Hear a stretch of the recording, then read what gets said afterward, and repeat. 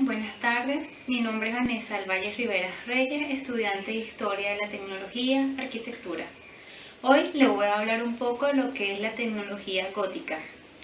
Gótico, Francia.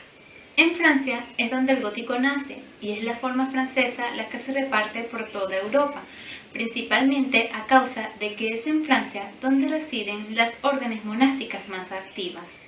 Las primeras y más brillantes manifestaciones del gótico en Francia se pueden señalar citando la famosa Notre Dame de París, construida entre 1193 y 1235.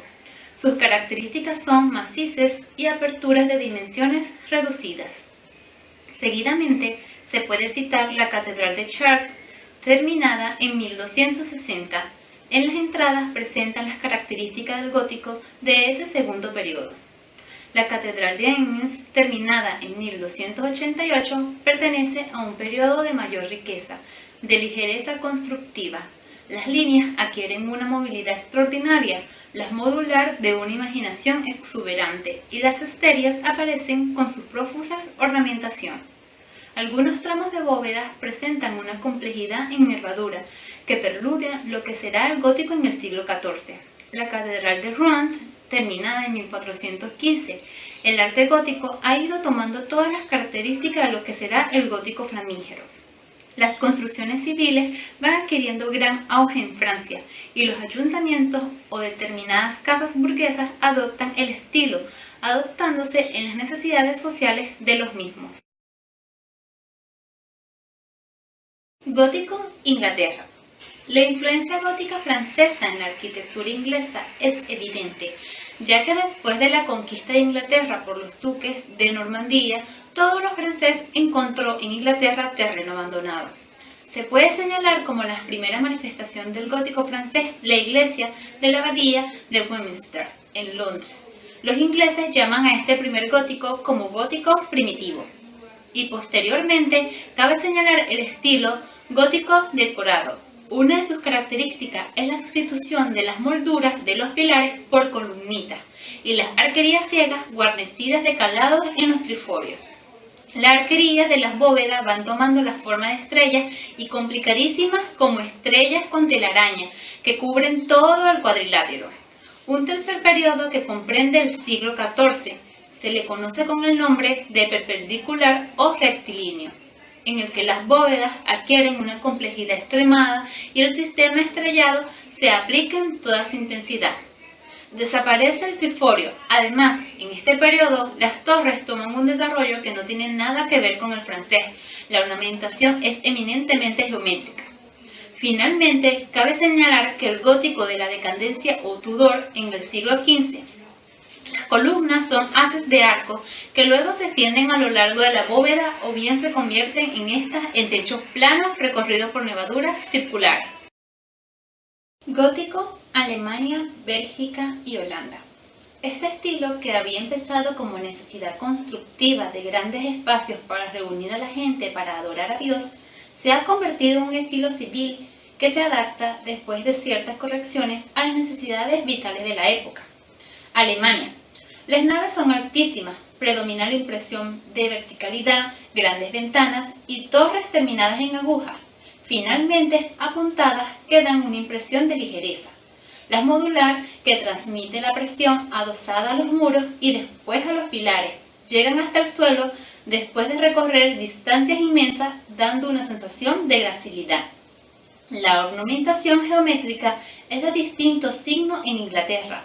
Predomina el calado de la piedra en todos los lugares donde es posible, principalmente en las fachadas, arbotantes y contrafuertes.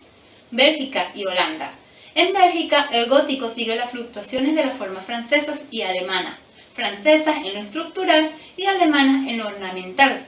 La arquitectura civil también tiene en Bélgica un gran desarrollo. En Holanda, aunque en un principio el gótico es menos abundante, irá tomando poco a poco carta de nacionalidad y producirá bellos ejemplos llenos de delicadeza. Gótico en España e Italia. En España e Italia, el gótico presentaba el carácter de una necesidad como los demás países.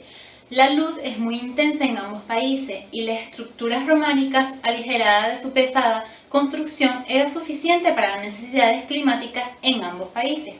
Italia. En Italia el gótico sufrió la saludable influencia de aligerar los muros y la estructura en general, porque no había la necesidad de trepanar demasiado los muros y recargar las construcciones de contrafuerte.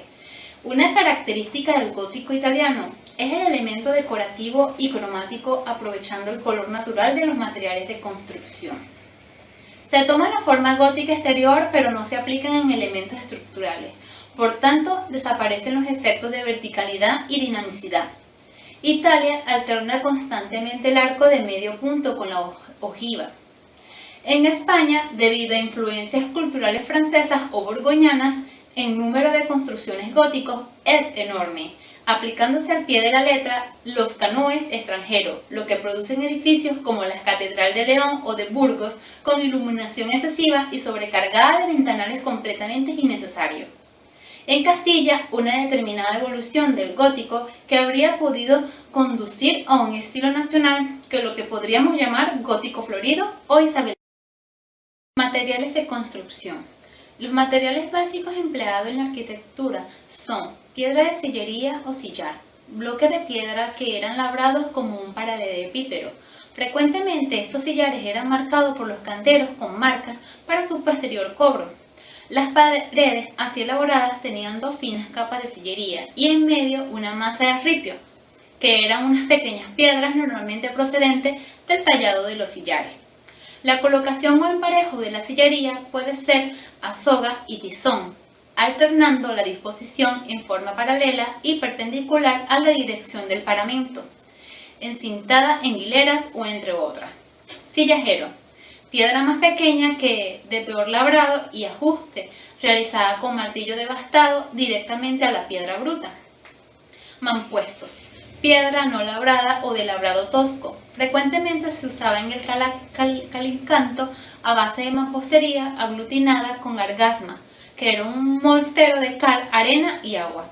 Otros materiales usados fueron el ladrillo, sobre todo en España, la madera para cubiertas de templos no abovedados y la pizarra y el barroco cocido, que eran tejas de tejado.